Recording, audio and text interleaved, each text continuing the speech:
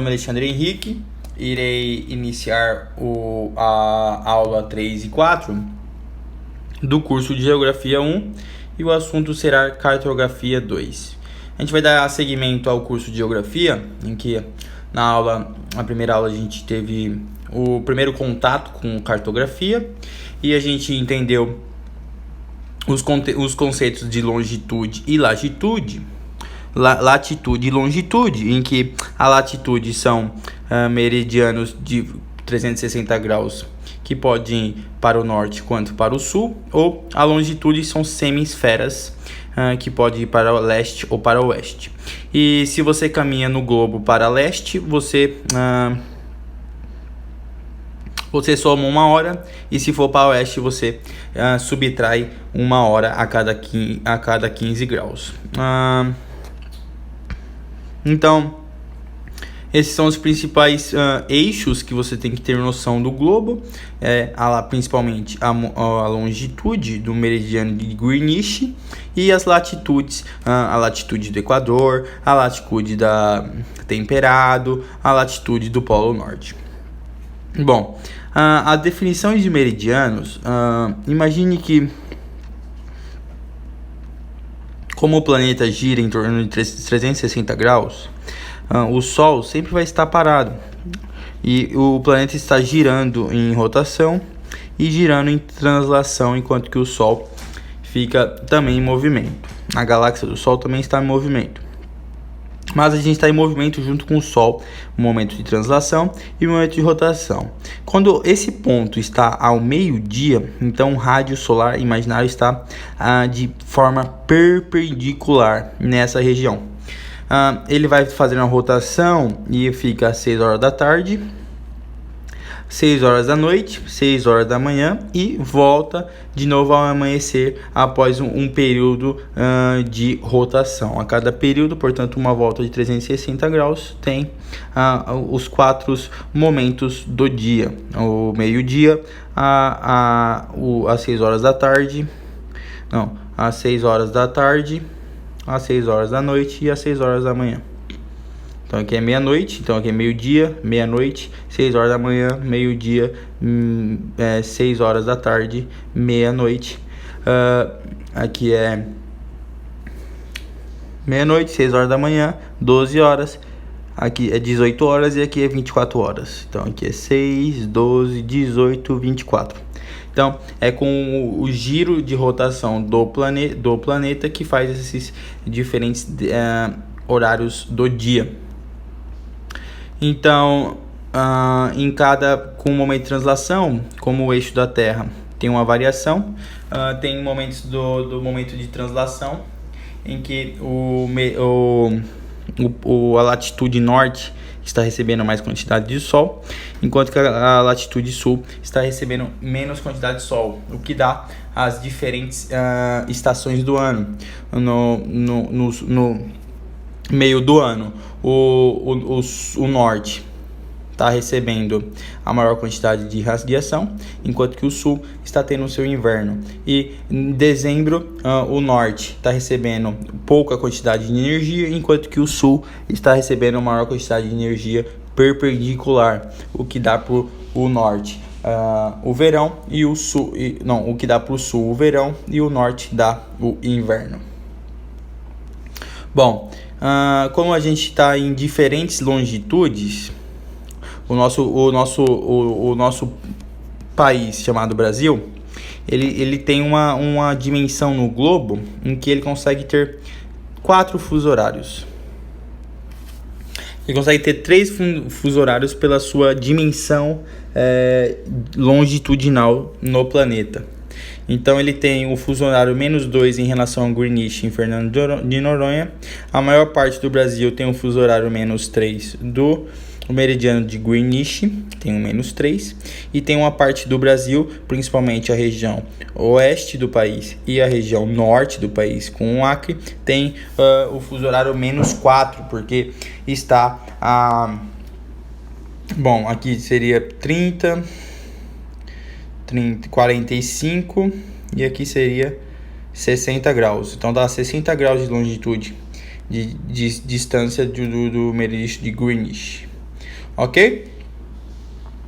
Então, pelo eixo da Terra ter uma inclinação, ela dá aquela forma de mais intensidade de um lado em uma estação do ano e mais intensidade de um lado em outra estação do ano, por exemplo, aqui e depois aqui, porque ela gira em torno desse eixo e em torno do Sol, o que faz com que um momento tenha recebendo mais energia aqui e menos aqui, e em outro momento mais energia aqui do que aqui. Aqui tá os fusos horários. Então o Brasil tá aqui, ó, a 60 graus do zero. Então vai daqui até 180. A gente tá a 60 graus. Então a gente vai até menos 4 horas. Portanto, cada 15 graus é 1 hora. 4 horas dá 60 graus. Então o Brasil está no 60, 45 e 30 graus de longitude em relação ao Greenwich, a cidade onde passa o fuso horário zero, na cidade de Londres, em Greenwich.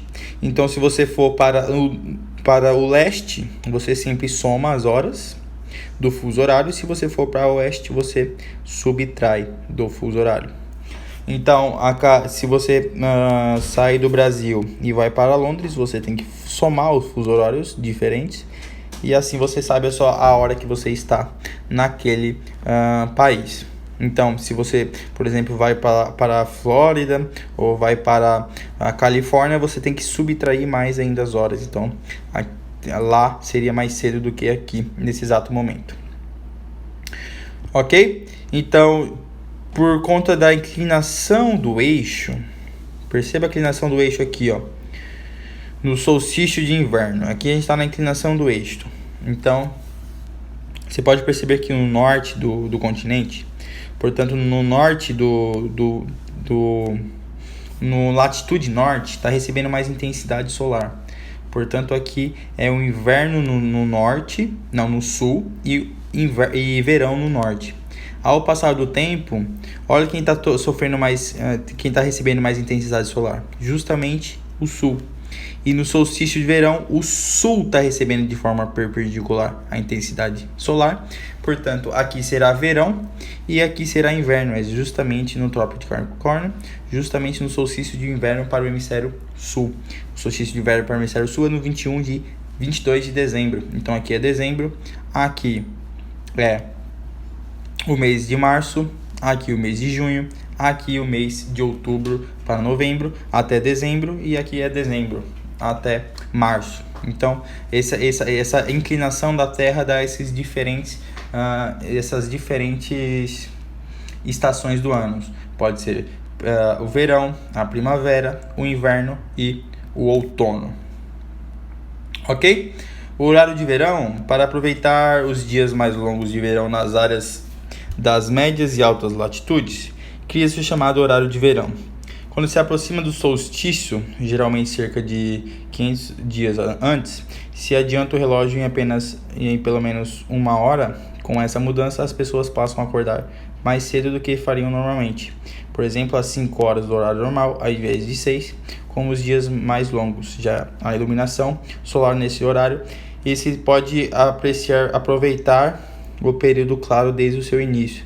Com consequência, na final da tarde, o Sol, que normalmente se poria às 19, passa a se pôr às 20, possibilitando a economia com energia elétrica em mais momentos de lazer.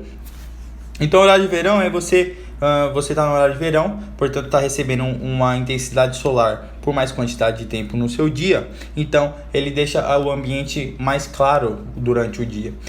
Você amanhece cedo, amanhece muito cedo e também se põe muito tarde. Então você tem uma quantidade do dia muito grande.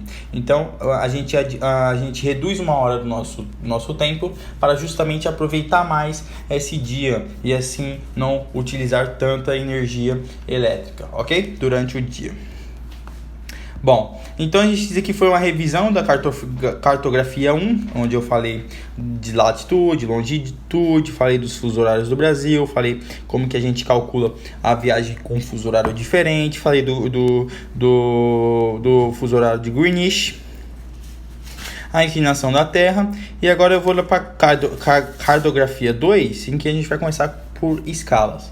Bom, escalas, a gente estuda a sua questão numérica na matemática, mas na geografia é importante eu falar de escala, porque eu vou ensinar vocês como que a gente consegue pegar um mapa e em um mapa de 10 centímetros ter uma foto de uma região de mais ou menos 2 km, 3 km de área. Então, como que um quadro de 10 centímetros consegue ter na sua representação um local de 400 km, 500 km? Então, é por meio da escala que a gente consegue formar um mapa assim. Um mapa tão pequeno, mas com tamanhos tão grandes em relação ao tamanho que está sendo escrito. Porque se a gente fosse, por exemplo, pegar uma ilha de Fernando de Noronha e desenhar no mapa, ela seria gigantesca. Mas a gente usa a escala para deixar a ilha menor, mas com uma representação por centímetro de uma unidade correta. Por exemplo, a ilha de Noronha teria nesse mapa um ponto de A a B, em que 1 metro disso equivale a 100 km da ilha. Então, 1 centímetro equivale a 100 km nessa ilha. Nesse mapa aqui, ó, 1 centímetro equivale a exatamente 100 km. Então, outra etapa indispensável ao trabalho da cartografia sistemática é a definição de escala. A escala é a proporção matemática que nos informa a relação entre a área representada e sua representação, isto é, o mapa. Sinteticamente, a escala de um mapa nos diz o quanto a realidade foi reduzida para ser representada. Geralmente, essa proporção é informada por meio da escala numérica ou da escala gráfica, como exemplos a seguir. Então, aqui tem a escala numérica e aqui tem a escala gráfica.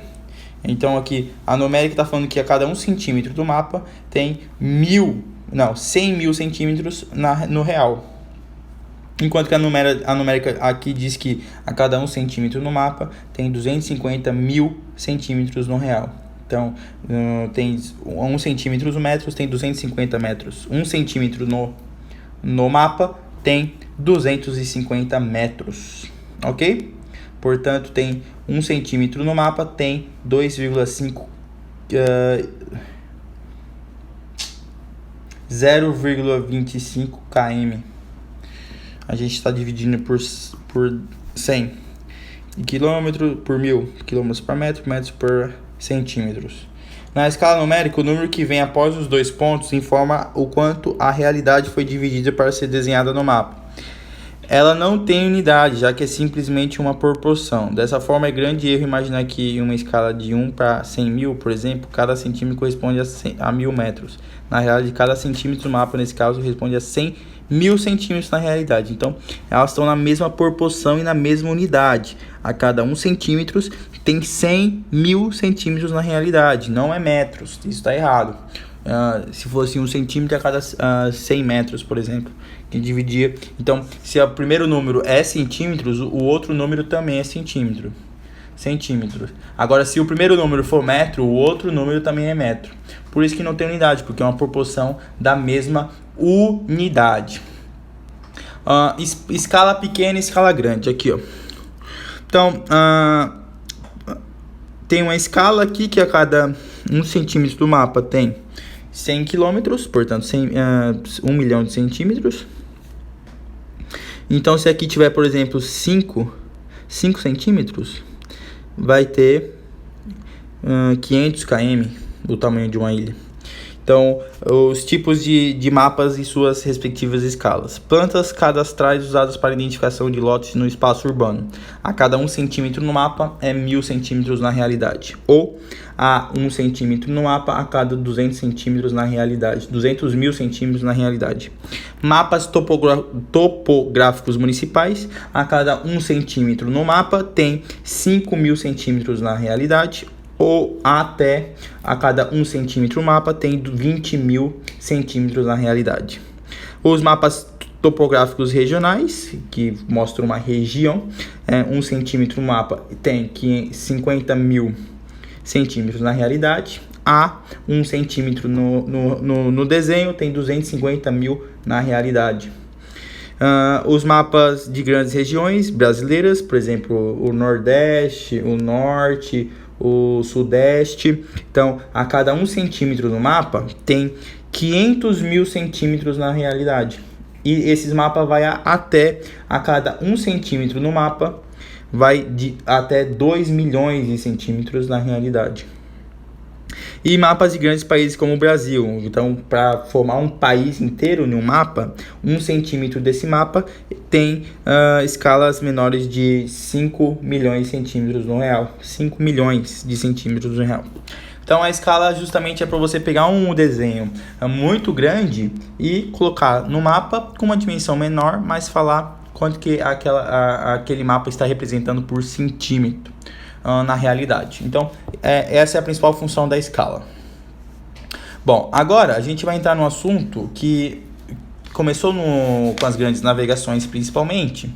Não, primeiro com os gregos, depois com o renascimento cultural, com as teorias do heliocentrismo e depois com a expansão marítima, portanto a expansão comercial na Europa do século XII, com a burguesia e o financiamento do mercantilismo, fez com que surgissem os primeiros mapas. Então, os cientistas quiseram pegar um globo e transformar um globo, que é uma figura com 3 dimensões, em um plano, que é uma figura com 2 dimensões, que é a altura e o comprimento. Então, como que faz isso? Como que a gente conseguia pegar um objeto em 3 dimensões, que é uma esfera, que seria o planeta, e transformá-la em um plano? Então, como que a gente conseguia deixar esse mapa o mais perfeito possível? E vieram vários cientistas e que a gente vai comentar um pouco como foi criado os primeiros mapas, quais são as projeções que existem para a gente desenhar um mapa do planeta Terra e os principais cartografistas que teve, principalmente na expansão comercial marítima, para a formação das vias aquáticas para colonizar os planetas. Então, as primeiras projeções semelhantes aos conformes, mantêm as formas, mas distorcem as áreas. Então, tem as projeções semelhantes ou conformes, ela mantém as formas do planeta, mas distorce a área. Ela mantém a forma, mas a área é muito distorcida. A gente vai ver que a Groenlândia é gigante, que uma ilha, a Grã-Bretanha, uma ilha quase do tamanho da União Europeia inteira. Então, ela só preserva muito a forma, por isso é conforme. Mantém as formas, mas distorce as áreas. Tem as projeções equivalentes, mantém as áreas, mas distorce as formas. Portanto, as formas são distorcidas, mas as áreas são as reais. Tem as projeções equidistantes, as distâncias são representadas corretamente, mas as distorções das áreas e das áreas. Então, tem as equidistantes, que mostra a distância real desse mapa, que é verdadeira, tanto no plano como também no real, mas as áreas do continente e as formas são distorcidas.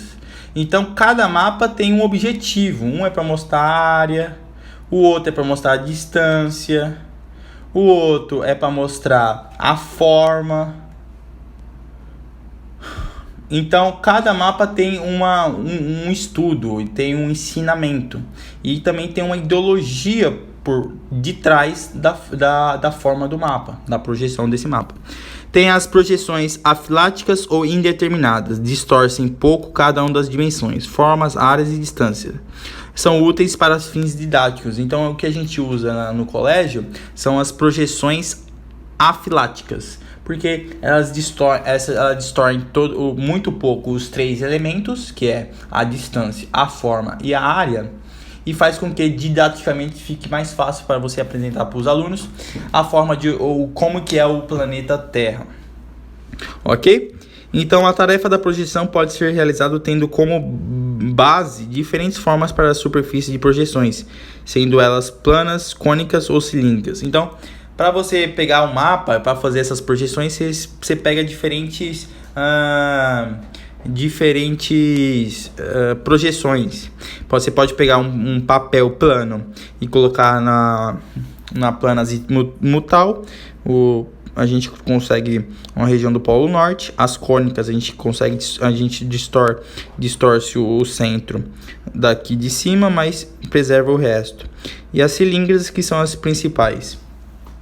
Então, a polar, plano tangente no pódio; equatorial, plano tangente no equador; horizontal, plano tangente em qualquer ponto qualquer. Tem a normal, que é o eixo de cone paralelo ao eixo da Terra; transversal, o eixo do cone perpendicular ao eixo da Terra; horizontal, o eixo de cilíndrico inclinado em relação ao eixo da Terra.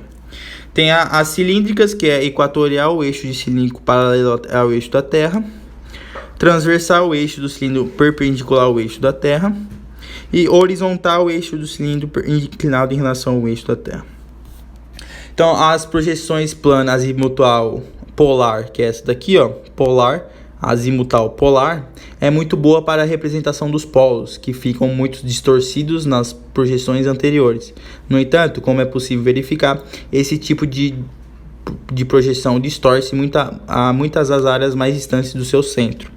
Então, aqui seria bastante nítido os países, as suas formas e as suas formas, as suas áreas, a sua distância, mas como se distanciasse do centro, ficaria mais distorcido.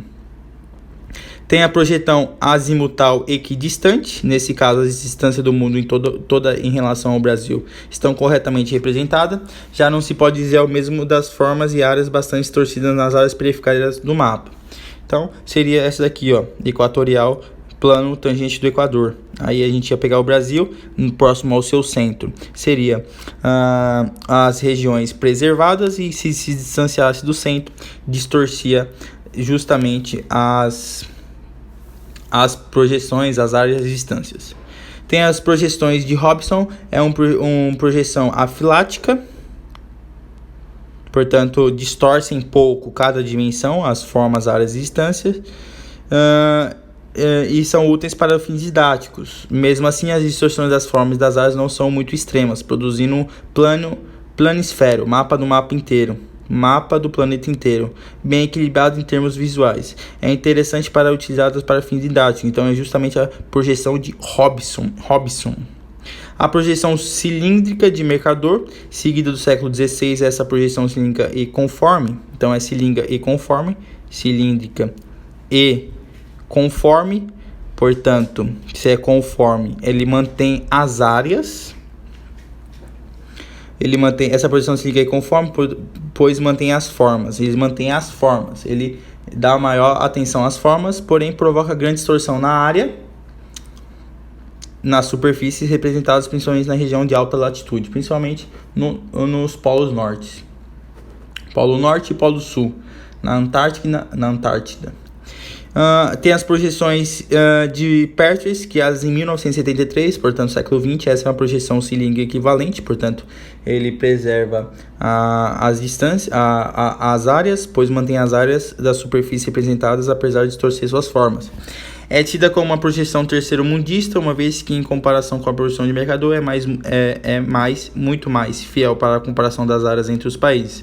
Enquanto as áreas dos países da América do Norte e da Europa parecem relativamente muito maiores do que são nessa da América Latina, África e a Ásia ficam em destaque. Então, como eu estava falando, que a ideologia também faz um mapa. Então, com o Mercator, ele preserva a área, ele preserva a forma e deixa muito grande a América do Norte e a Europa, enquanto que a região do América do Sul fica pequena. Já com Pertwee, ele, como quer uma aproximação melhor da área, ele percebe que as áreas da América do Sul é maior que a América do Norte e Europa. Então tem uma questão ideológica na produção dos mapas. Ok? Então aqui eu vou mostrar para vocês agora a projeção de Pertwee e de Mercator. Aqui seria a de Hobson. Perceba que é aquela azimutal, que tem uma pouca distorção. Tem aqui a de Mercator, ó, cilíndrica de Mercator. Então o mercador deixa maior a Europa, olha o tamanho da Europa, e a América do Norte, comparado com a América do Sul e África, a Europa é gigantesca. E, portanto, tem uma ideologia aqui, ó, que é as grandes navegações. E a de Pértice. Olha o tamanho do América do Sul e da África, comparado com os Estados Unidos e a União Europeia, a Europa Ocidental. Então você pode perceber que aqui é terceiro mundista, onde preserva justamente as formas. A de Pértice preserva as formas, enquanto que a de Mercador preserva a de Pértice preserva as áreas e a de Mercador preserva as formas. E a azimutal tenta ser o mais pouco distorcido nas três dimensões: forma, área e distância. Bom, segundo o cartógrafo brasileiro Marcelo Martilli, os dados representáveis especialmente podem ser divididos de acordo com três aspectos. Aspectos qualitativo, quando os dados apontam elementos diferentes não ordenáveis entre si, por exemplo, em um mapa sobre recursos naturais em que a preocupação é mostrar onde se localiza cada minério, como ferro, manganês ou bauxita. Pode-se utilizar símbolos diferentes e não ordenáveis entre si para expressar a presença de cada um desses recursos. Assim sendo, a pergunta fundamental que o mapa tenta responder nesse caso é: o que existe nesse lugar? Aspectos ordenado, quando o que importa expressar no mapa é uma ordem entre os dados considerados, sem que o tamanho tenha uma importância específica. Por exemplo, quando vemos um mapa apresentado a ordem de centros eventos, como a inclusão de novos países na União Europeia, podemos separar os países por grupos de entrada conforme as décadas.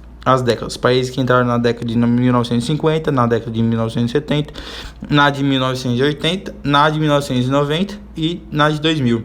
Posteriormente, podendo definir um degradê de tons de cinza para preenchê-los. Quanto mais claro, mais recente a entrada. Ao contrário, a pergunta que o mapa procura responder nesse caso é: em que ordem? E o aspecto quantitativo, quando o que importa representar não é apenas a ordem, mas a intensidade dos dados referentes a cada lugar. Um bom exemplo é o de um mapa que procura expressar o tamanho da população de cada capital brasileira. Pode-se utilizar círculos ou outras formas geométricas que serão desenhadas sobre cada capital com tamanho proporcional ao tamanho de uma população. A pergunta que esses mapas procuram responder é: quanto há em cada lugar? Então, cada mapa tem sua ideologia e tem também sua função didática de representar o que tem naquele lugar de modo qualitativo, o que tem de bom naquele local, ordenado, em referência a alguma coisa, e quantitativo, a quantidade de elemento ou de pessoas que tenham em determinada região do mapa. Isso é demonstrado com símbolos no mapa, e que ele tem que te dar todas as indicações possíveis para representar esses símbolos, ok? Então aqui a projeção plana azimutal polar, você percebe que aqui tem uma melhor resolução, enquanto que a África, a América do Sul, é tudo distorcido. Então aqui é só do plano. É um plano sobre o eixo norte, eixo equatorial ou eixo de inclinação da Terra. Aqui tem um azimutal equidistante, também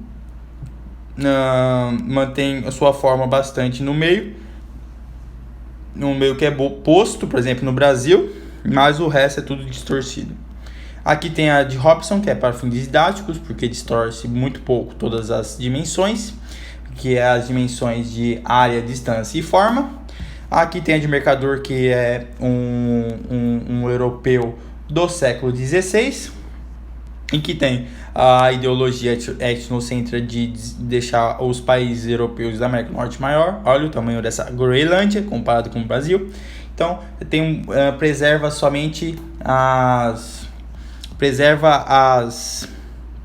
o Mercador preserva as formas, mas só as formas, não as áreas. Enquanto que vem Pértice e preserva as áreas, mas não preserva a forma. Olha a forma que o Brasil está sendo representado aqui, ou a representação da África. Os mapas, eles também podem ter linhas. Então a gente está estudando o mapa desde o início. A gente falou de escala, depois falou como a gente consegue construir um mapa do planeta Terra, E a gente, no mapa, a gente tem os símbolos ideológicos ou representativos. E também tem as linhas. Então, as linhas compõem o próprio mapa, são elas que demonstram os limites entre os municípios, estados ou países. Nesse caso, assim como no das rodovias e ferrovias que vimos acima, as linhas também são símbolos e seu significado pode mudar de acordo com elementos como cor, espessura e descontinuidade. Mas as linhas podem ser utilizadas na forma de isolinhas. O prefixo iso significa igual, o que quer dizer que as isolinhas são linhas traçadas sobre pontos do mapa que têm o mesmo valor em relação ao dado considerado. Dependendo do tipo de dado que elas representam, pode ganhar nomes diferentes, sendo as principais isobáricas, linhas que indicam pontos de igual pressão atmosférica, isotermas, passam pontos com a mesma temperatura média, e isoeitas indicam o mesmo nível de chuva. Então, e curvas de nível são as mais comuns e representam pontos de mesma altitude, podendo representar, portanto, a altimetria, que é a variação das altitudes nos continentes, ou a batimetria, variação das altitudes nos oceanos. No caso, pode perceber um pouco difícil reconhecer as variações altimétricas apenas com as curvas de nível, mas se compararmos a um mapa desse tipo com representação de relevo por meio chamamos de perfil, também a questão fica mais clara. Olha a curva de nível em questão de altitude. Aqui são as curvas de níveis, e cada curva de nível dessa tem uma altura. Aqui a altura 200, então ela está aqui, 200. Essa curva de nível aqui é 150, então esse aqui é mais alto, tá caindo. Aqui tem de 300, tem de 400 aqui. Então, esses são as curvas de níveis em um mapa, e a gente coloca o relevo do mapa do lado. Então, a gente consegue achar exatamente a altimetria nesse mapa. As cores, então, são símbolos. A gente falou dos símbolos de linhas, o que o mapa pode ter, e as cores. E as formas e tamanho. Então, as cores ou tonalidades de cinza podem ser utilizadas no mapa para expressar os aspectos qualitativos, quantitativos ordenados. Para destacar o aspecto qualitativo, como no caso de diferentes formas de vegetação, as cores podem até seguir um mesmo tom, por exemplo, cores mais próximas de verde e dos marrons, que lembram vegetação, mas não devem ter uma gradação evidente de claro para escuro para não dar ideia de intensidade. Então, aqui a gente pode ver que tem diferentes cores e está relacionado com o desenvolvimento, índice de desenvolvimento humano. Então, quanto mais verdinho, mais próximo de 1, o que torna esse ambiente mais degradado, mais desenvolvido. E aqueles mais claros, ou aqueles que têm uma tonalidade diferente, um verde mais escuro, tem um IDH muito baixo, longe do 1. Então, enquanto que os verdinhos mais claros, a gente pode ver no sertão, aqui no verdinho mais claro, aqui no sertão. Então tem um IDH baixo, e os IDH mais altos principalmente na região sudeste e sul do nosso país. As cores, portanto, evidenciam os aspectos qualitativo ou quantitativo ordenados, e as formas e tamanho. Como a preocupação central da cartografia temática não é a precisão do tamanho ou da forma das áreas representadas, mas sim a expressão dos dados, é possível até menos desprezar as formas e tamanhos originais, mudando-o conforme os valores de tais dados. A essa técnica damos o nome de anamorfismo. A palavra anamorfismo indica justamente que as formas não estão sendo respeitadas. Esse, por exemplo, é interessante para representar dados em seu aspecto quantitativo, sendo que o tamanho das áreas representadas é representado da forma proporcional aos dados considerados. Então, o anamorfismo caiu no ano de 2017 no Enem. É um desequilíbrio na forma, mas esse desequilíbrio quer dizer algo. Por exemplo, no Enem caiu a China muito grande, enquanto que uns países asiáticos muito pequenos. Isso quer dizer que ali na Índia tinha muita produção ou muita captação de carvão mineral para a sua produção industrial, enquanto que nas ilhas da Malária não tinha carvão, portanto tinha essa projeção anamorfista. Aqui seria o anamorfismo. Tá vendo essa distorção? Aqui quer dizendo que a dimensão dos países corresponde à intensidade da febre amarela. Então, da África e da América na América, aqui na região da floresta equatorial amazônica. E aqui seria o uso de gráficos no mapa. Ó, tem os gráficos doutorado, mestrado, onde tem mais doutorado e mestrado no Brasil. Vamos para as questões. O EL 2015. Com o objetivo de representar os mais próximos possível do real, o espaço geográfico, os cientistas usaram as projeções cartográficas. As mais utilizadas são as de Mercator e Pertz. Mercator preserva a forma, enquanto que Pertz preserva a área. Ok? Com base nos conhecimentos sobre projeções cartográficas, assine a alternativa correta. Na projeção de Pertz, o espaçamento entre os paralelos aumenta na linha do Equador para os polos, enquanto o espaçamento entre os meridianos diminui a partir do meridiano central. Na projeção de Pertz, que é essa daqui, o espaçamento entre os paralelos aumenta na linha do Equador. Então, quanto mais a linha do Equador, o espaçamento aumenta. Sim. Para os polos, sim. Enquanto o espaçamento entre o meridiano diminui a partir do meridiano central. Então, aqui diminui. Aqui é menor, vai ficando maior. Não, os meridianos, eles diminuem do centro para a direita. Eles são o mesmo tamanho. Né? Vamos ver a letra B. Na projeção de Mercator, que é essa, o espaçamento entre as paralelas diminui na linha do Equador. Não, é conforme. São todos iguais. Diminui não, aumenta na linha do Equador e diminui em relação aos polos. Então, diminui na linha do Equador não, aumenta.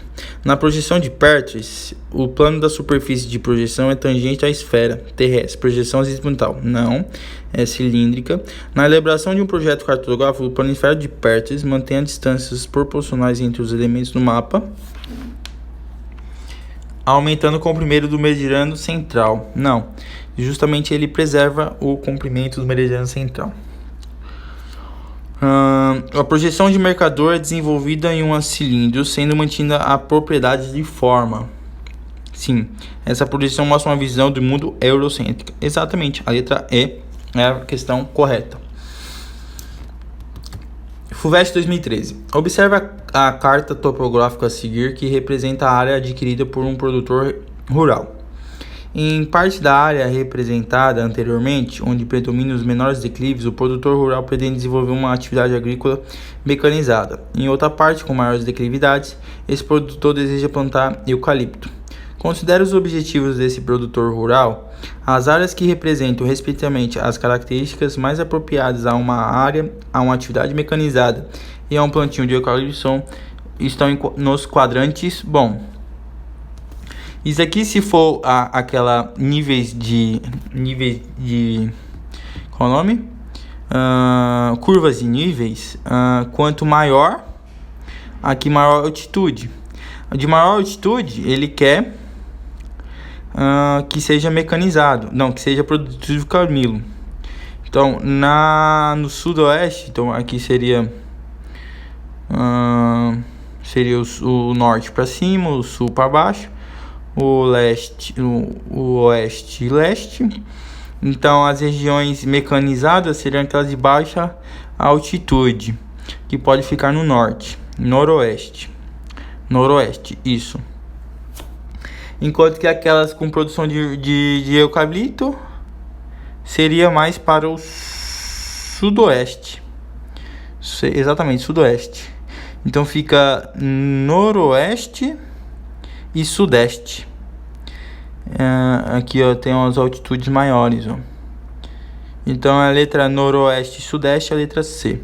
Mackenzie 2013. De acordo com a representação gráfica acima, está correto afirmar que retrata uma projeção cilíndrica? Não. Isso aqui é uma qual é o nome? Anamórfico. Então, corresponde a uma abordagem cartográfica que contraria as tradições, visões heterocêntricas com um amplo destaque aos países do sul. Não. Traz uma configuração de ordem múltipla simplificada. Não. Demonstra uma distorção de Béria chamada anamorfose. Essa letra E aqui, ó. Anamorfose, isso aqui. Que podem diferenciar os países de acordo com seus recursos hídricos. O Brasil tem muitos recursos hídricos. Pode ser a Groenlândia também. Então, aqui tá os países que tem muita água, enquanto que a África tá bem pouca. Olha, a África não tem muita água, então não tem essa mudança no seu mapa. Então, essa deformação no mapa, ok? Então, deixa o like, compartilha e até a próxima aula. Tchau!